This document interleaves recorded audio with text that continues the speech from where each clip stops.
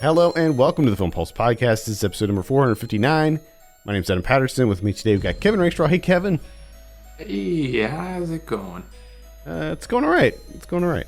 Busy. Very, very, very, very busy. Correct. This week on the show we're going to be reviewing Halloween Ends, which is out now in theaters and on Peacock. Peacock. Uh-huh. We'll also be going over what we've been watching on the watch list and new releases in theaters, VOD, and Blu-ray. Thank you so much for joining us this week. Please remember to review us on iTunes if you get a moment. That'd be great. New Saved by the 90s is going to be recorded this week and should be coming out closer to Halloween, but I'm very excited to record it. We're talking about Stephen King movies. Yes. This month, and it's been a blast watching these, so stay tuned for that.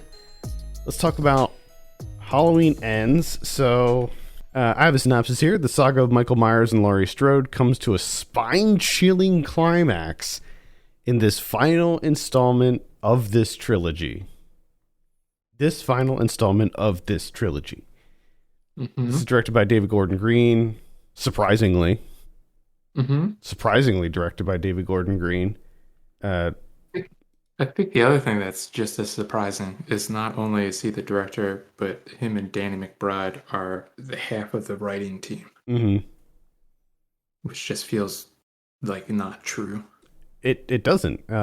In fact, everything about this movie feels not true. It doesn't feel like it's a real movie. It doesn't feel like it should have. It doesn't seem like it's done.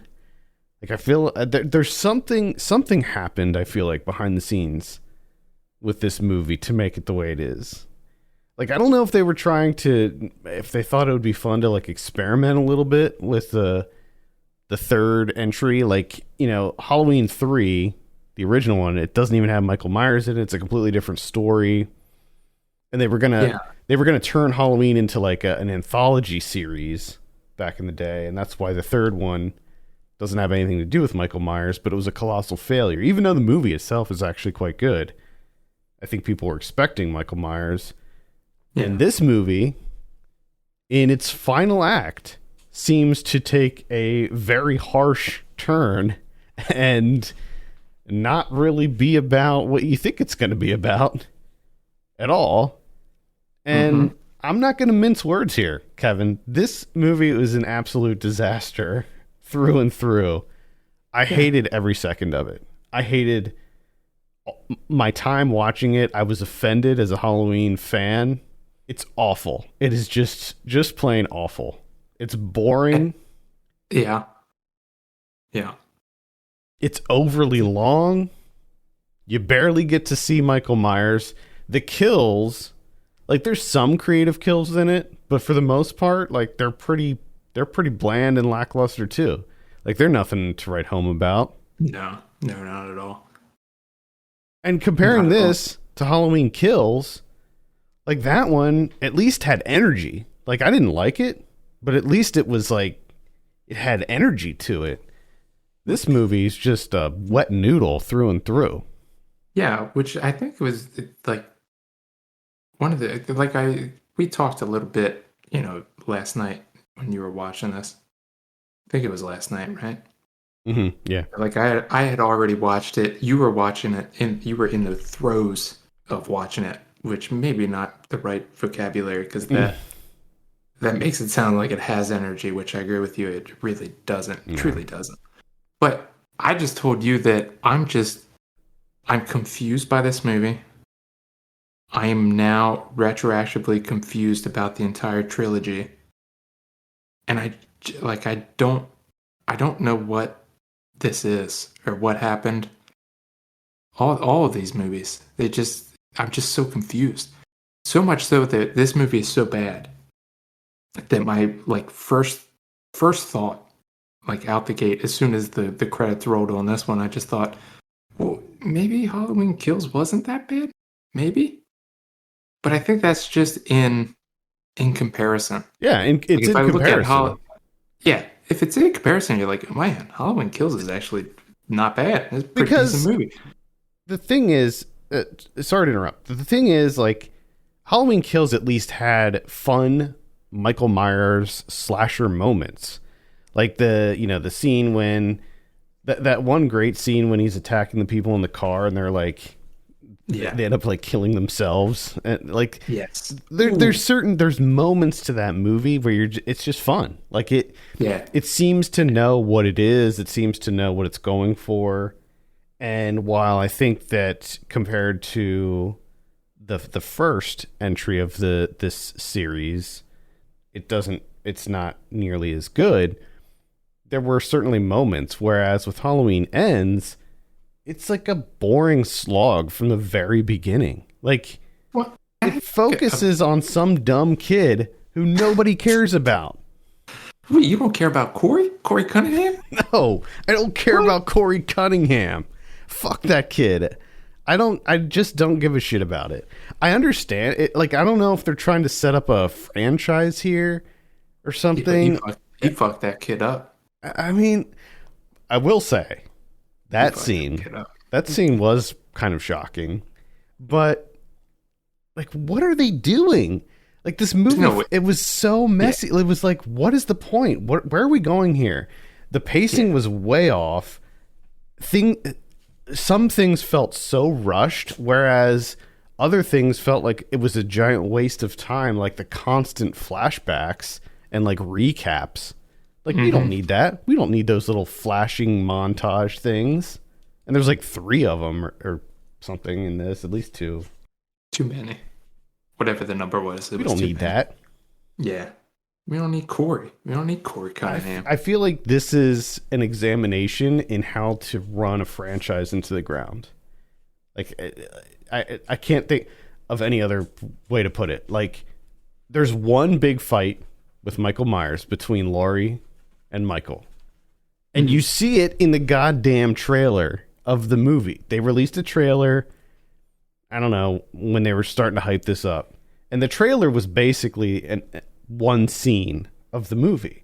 And when you see it, you're thinking, oh, well, that's going to be like one of the many encounters they have because it's the final showdown. But no, like, what you see in the trailer that's it. And obviously there's more to it that extends past what you see in the trailer. Well, that was going to be one of my questions, because obviously you've seen the trailer. Now, I never saw the trailer. I didn't even know this movie was coming out, honestly. But my question to you is did the trailer, hint towards anything about this being the Corey Cunningham story? Not even in the slightest. Wow. At least none of the trailers that I saw. I stopped. I don't think I watched. I think I did see one other trailer after that one that was like the one scene that was released. But yeah, they don't really. I mean, if I went back and watched it now, maybe some of the stuff would be there because now you have context. Yeah, you have the hints. You'd be like, this movie's fucking all about Corey Cunningham in the forefront. And it almost, it almost felt like, to me, was the Game of Thrones finale. That's what this movie felt like, where it seemed like everybody involved was contractually obligated to make this movie, and they just wanted to get it over with as quickly as possible. Which maybe that is something that's behind the scenes, because maybe you do have like Jamie Lee Curtis, Andy Mackachak, and Will Patton and everyone, where they're just like, we really don't want to do this. So they bring in Rohan Campbell as Corey Cunningham, and like, well, this guy will go for it because we'll give him the opportunity. Everyone else is phoning it in because they just want to move on with their lives. So we'll create Corey Cunningham. And like, what they did with the characters, what they did with Laurie and Allison, and more like what they didn't do with the Will Patton character, Frank, because he's basically non-existent in this. Yeah. He was a tool. It was not, and what they did with Michael Myers. Like, he lives in the sewer now. Incomprehensible what they did with these characters. Like, the arc that occurred here with them. It's just like, what? How does this make any sense whatsoever? Now, there's two things here, or I should say, the issue that I have with this movie and with A Halloween Kills, because I think I get the sense that they're trying to do something. Like in Halloween Kills, they did, where the entire town of Haddonfield is trying to rid themselves of Michael Myers, and the whole evil dies tonight, where they kept hammering that shit home, and it was really of the time, which is obviously gonna age poorly, I think, because it wasn't great at the time. But you get a sense of what they're going for is like, oh, they themselves, the town, is becoming a monster. Obviously, they're doing that whole shtick. But the problem is that Michael Myers is an indestructible being that is killing everyone in the town. So it's like, yeah, no, they're responding pretty much how you should probably respond. Like at this point, the dude won't die, and he's killing everyone for no reason. He's just murdering everyone. So yeah, it makes sense that the town, like, they need to become monsters because they need to kill the dude. Now in this movie, there's one tiny bit of dialogue where you're like, oh, okay, I guess that's what this movie's about. When Corey's talking to Laurie Strode, and I can't remember if she's the freak show or the psycho or whatever, and she's like, or he's like, you always want Michael Myers to come back, which is kind of, I think, kind of like the dig at the audience, like, Michael Myers isn't here, and look at you freaks, you want Michael Myers so bad. But it's like, yeah, I'm sorry, but that's the movie. I'm not here for Corey Cunningham. I don't give a shit about Corey Cunningham. I don't know who the fuck Corey Cunningham is. I don't care. And it's a movie. Yeah, and I just don't care about him being terrorized by band kids. Like, I just... Yeah, and don't get me started on the band kid shit. Because, like, that is the most ridiculous bully foursome I've ever seen in my life. The kid with the fucking mullet that's a drummer in band. Are you serious? That's the one that's like, hey, I'm gonna fuck you up. Get the fuck out of here. And the band kids, this town must be so small that the band kids just keep running into him, like, over and over and over again. It's incredible. And are band kids that bad? Is that something that's changed in high school? The band kids are, Yeah, nowadays it's the band kids who are the bullies. Yeah, band kids they're the gangs. It's just a weird ass movie, man. Like, it's a movie that I feel like I don't know if maybe it went through too many script revisions or something, too many cooks or something. Something happened with this, because, like, it is way off from the other two. Two entries. Another thing that gets me, that, I mean, this is classic Kevin, but that Laurie Strode, Jamie Lee Curtis voiceover shit, she's writing her fucking book. Get the fuck. God. And like that mixed with what happens at the end, what they do at the end, it's just so it's so serious and so full of itself. Like, this movie's way too earnest. Like, get off of it. You're a Halloween movie. That's what I mean. That's what I mean when it's like, evil dies tonight. Yeah, the dude's been killing, like, every single person in this town for, God, decades. And no one's doing anything. Like, yeah, maybe the town does need to kill him. They need to come together and kill him. They're not monsters. Dude needs to be killed. Yeah. Dude needs to get got. Exactly. That's really all I have to say. It was just a complete shit show. I wasn't expecting much. As I said, not a fan of Halloween Kills. I was hugely disappointed with that one because I did have very high expectations with that one. And I left the theater being very underwhelmed. This one is a whole other level, like, of, and well, that's part of it, though. That's part of it, right? Because you have Halloween Kills was so bad, and it was disappointing because you're kind of coming off of the first Halloween, where you're like, oh, this could go places potentially. Halloween Kills, really disappointing, which essentially just snuffed out all your expectations. Mm-hmm. So there's actually like a dark horse here going into Halloween Kills, where you're like, you know what, my expectations have been completely snuffed out.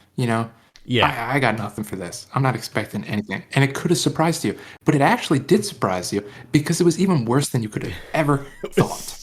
It was like so much worse. I mean, this was like even though I had very low expectations, I at least thought, okay, well, it's a Halloween movie, so at least there's that. Like, it should have a nice atmosphere. I like the Laurie Strode character, so at the very least, we'll be able to see her doing some cool, stuff. But Yeah. nope. You don't see it. I mean, you saw it in the trailer. What the extent of it, you see in the trailer. I will say that at least Jamie Lee Curtis is doing something in this movie besides laying in a hospital bed for the entirety of its runtime. Yeah, right. At least there's that. Just at least trying to bake pies and write a book. I will say that there's some cool cinematography in this. I'll give them that. They do some cool like framing, and there's some cool angles and stuff. And they don't. I'm going to disagree with you there. This is boring in all aspects. Yeah, I mean, it's boring visually. It's boring narratively. Yeah, the music's great, but it's the same. Yeah. Like, I don't think that they use like a new score or anything. No, that's why it's good. They didn't try and do anything. It's just it's good Carpenter, Yeah. All right, let's go ahead and give this nightmare of a movie.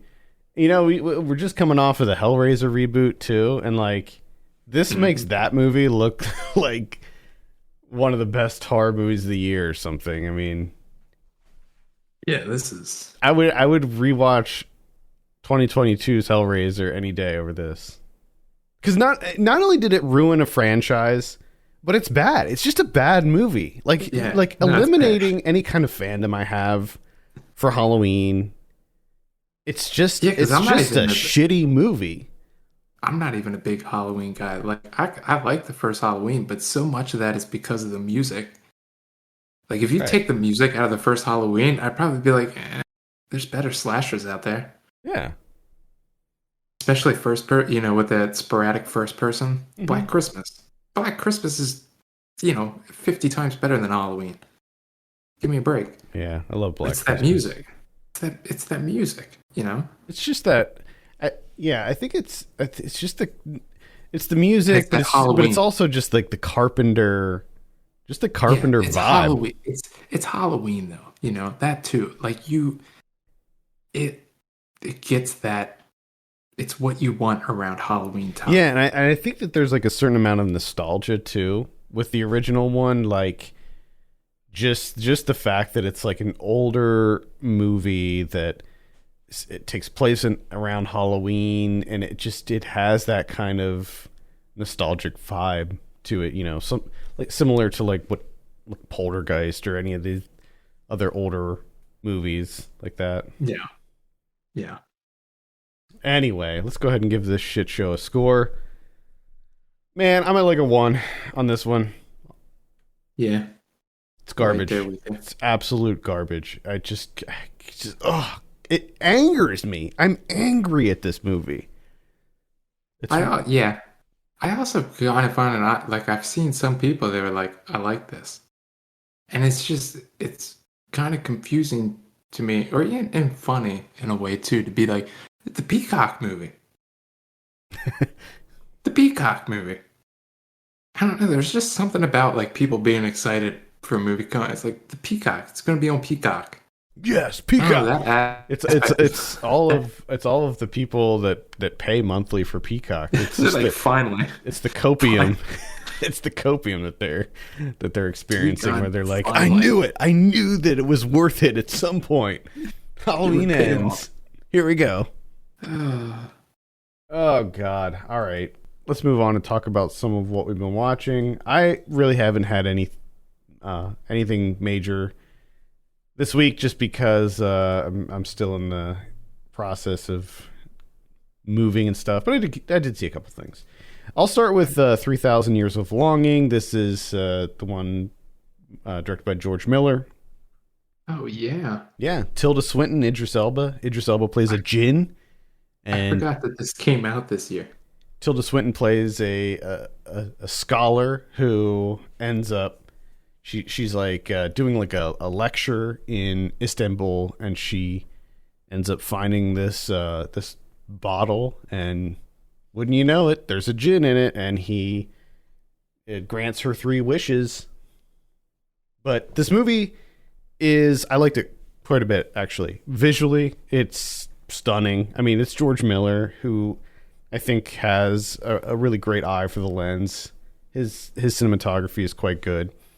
And also, I think that George Miller is a really great world builder. I think that he's a great storyteller. And this movie is all about storytelling. It's all about experiencing stories, and that's sort of what Tilda Swinton's character does, is that she collects stories and she retells them, and she hosts lectures about stories, so the bulk of this movie is her and Idris Elba in a hotel room, and he's sort of telling her his story and like how he got trapped in the bottle and all of that stuff, and the 3,000 years that he's been trapped. So it's quite good. I would definitely recommend it. It's not amazing or anything. Didn't blow my mind, but it was very charming. It was a love story in a lot of ways,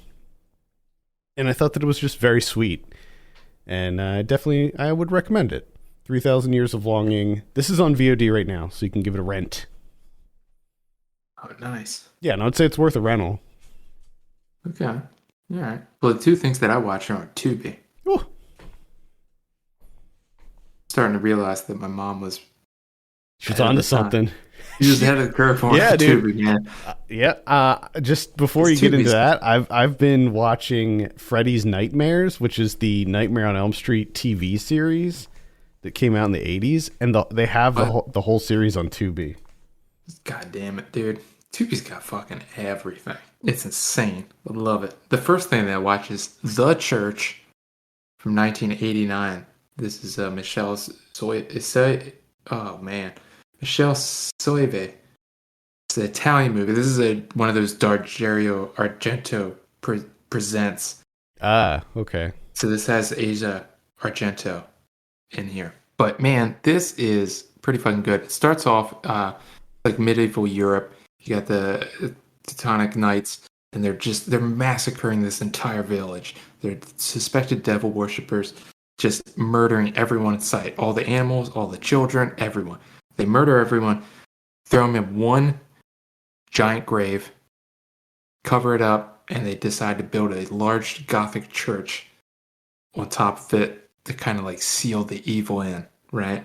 And the architect that built the church, he did so in a way that it has this contraption that will, if at any point in time the evil attempts to come out, the church will lock itself up. It has a mechanism to lock itself up to keep the evil contained.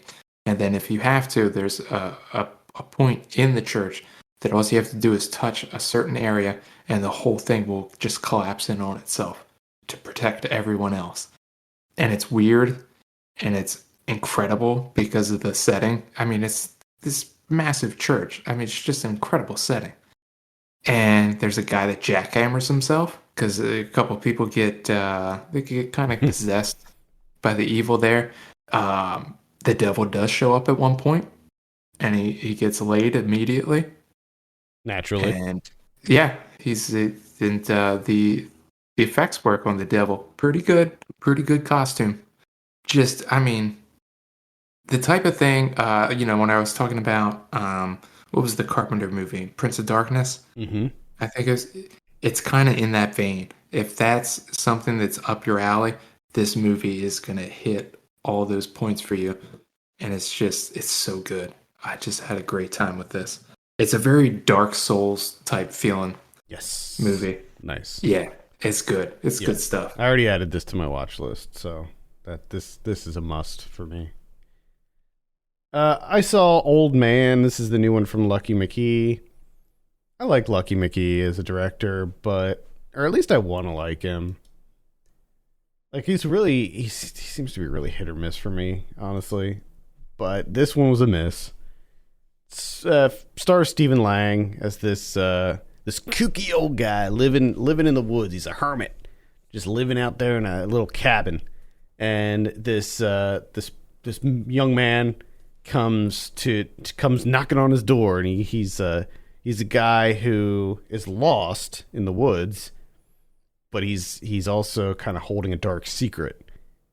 And where this goes is, at least to me, very predictable, extremely predictable. I knew exactly where it was going to go from very early on. It's definitely one of those movies that I've said time and again that I'm just sick of, where it's like, oh, is it all in his head? Is he crazy?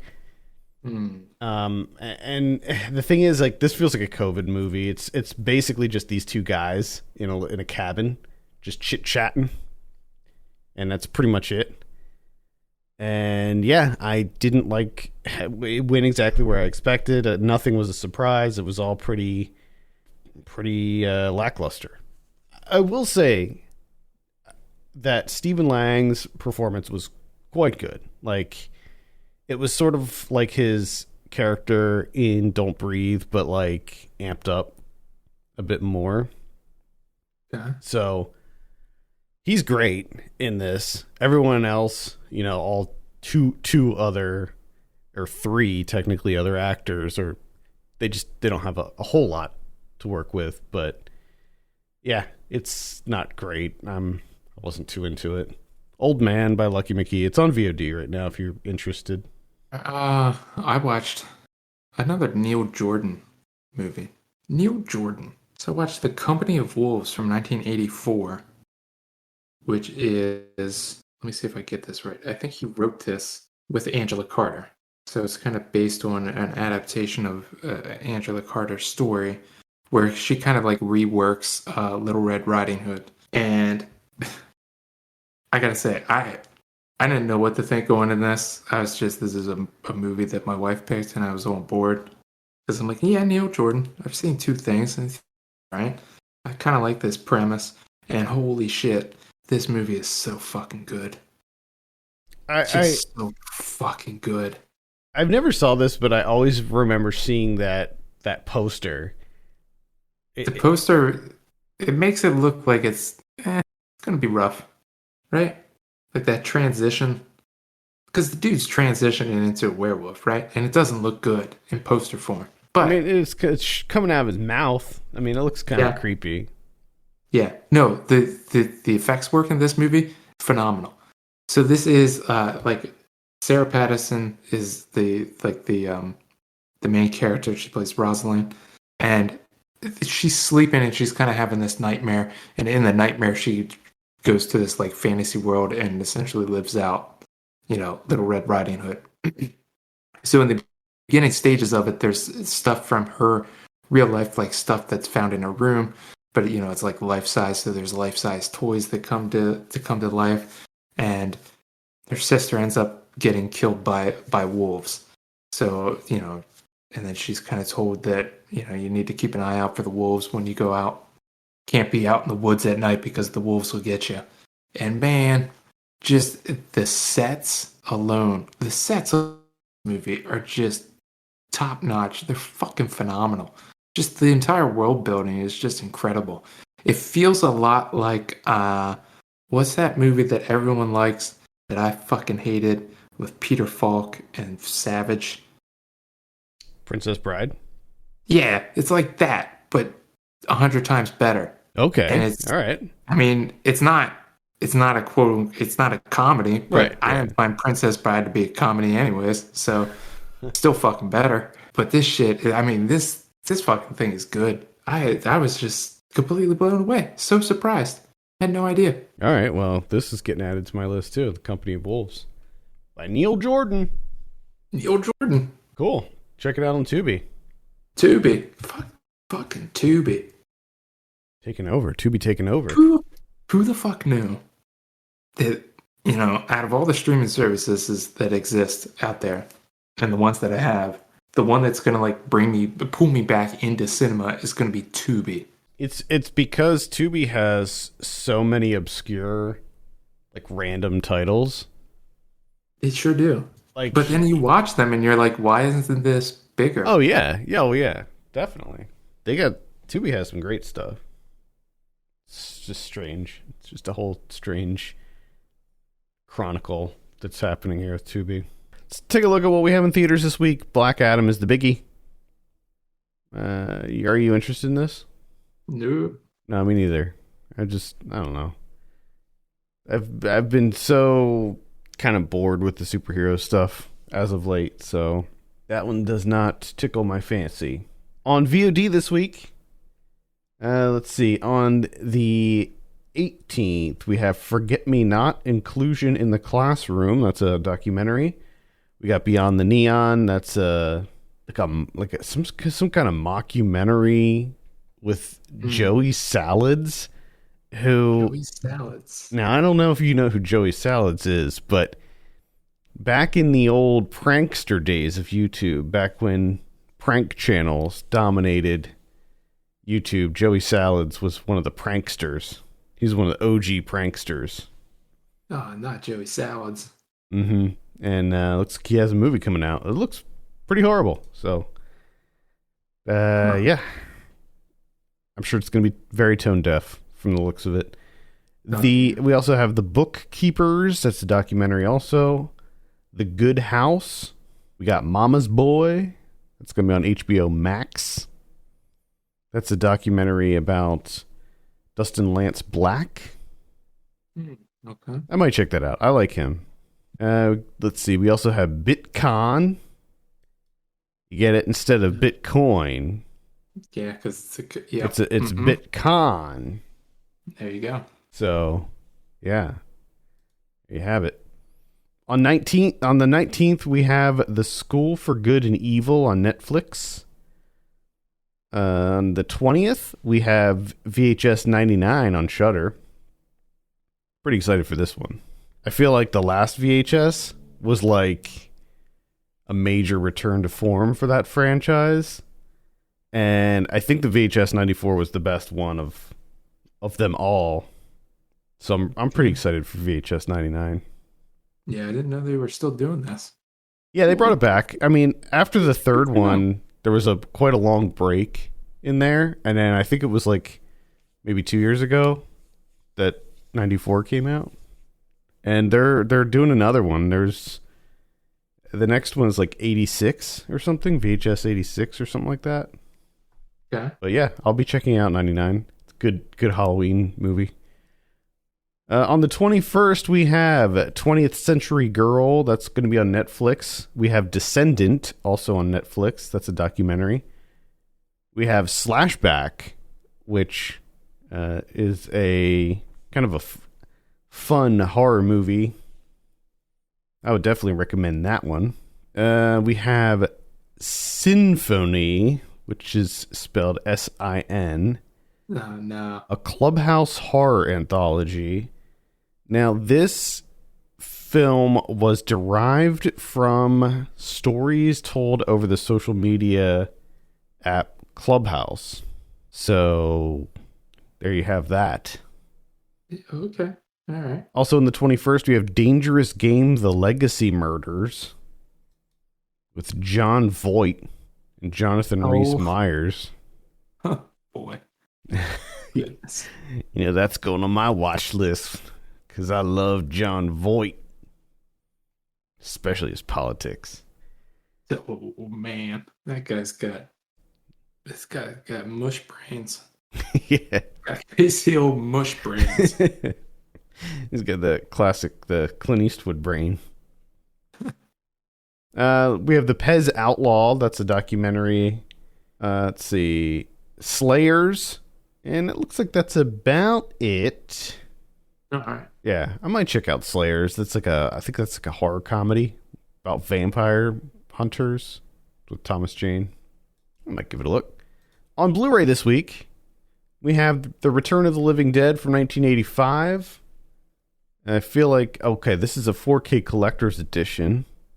If you haven't seen that yet, very high recommend. For me, it's one of my favorite zombie movies. Got Tropic Thunder from 2008 coming out in 4K.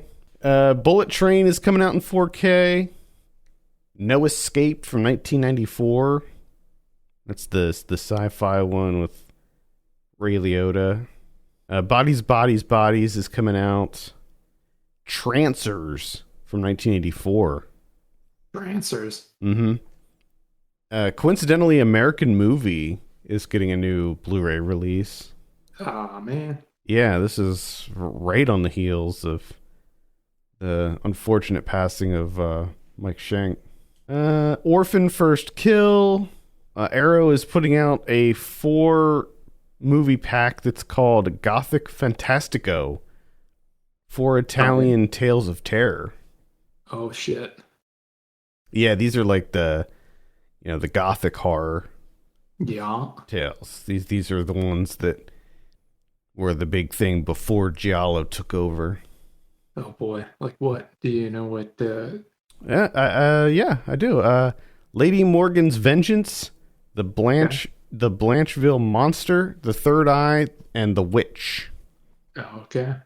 It looks like another one of those film noir bundles is coming out. Fall, which is the one that came out earlier this year about the 2 friends that get stuck on the nice. My wife tower. wants to see that. Nice. I enjoyed that. Was pretty good. I liked it. I mean, it's my kind of jam, that movie. Yeah. Yeah. No, if you're in the mood for that, because there's times where you get an itch for that. Mm-hmm. That is very specific type of film. Yeah. And I'm glad that they exist. Same.